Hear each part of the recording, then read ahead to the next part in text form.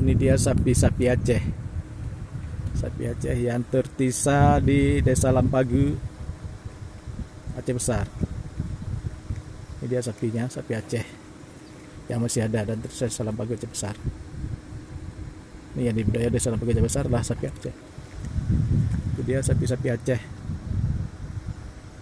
Ini sapi ini tidak besar dia. Ukurannya paling sampai 100 kilo, paling tinggi berat 120 kilo. Ya, sapi-sapi Aceh. Nah, ini indukannya, tadi itu anaknya. Nah, itu anaknya. Nah, ini anaknya, anak-anak sapi Aceh. Sapi ini sudah mulai langka karena orang lebih mau membudidaya sapi-sapi yang besar, sapi-sapi jumbo seperti limousin, sapi-sapi yang besar lah.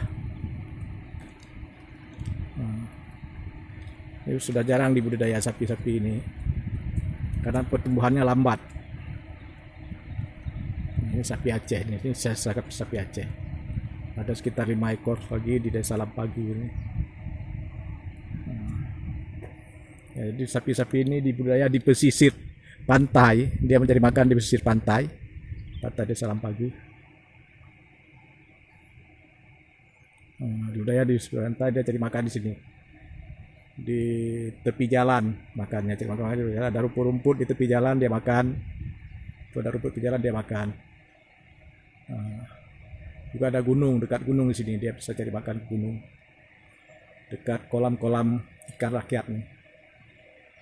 Kanan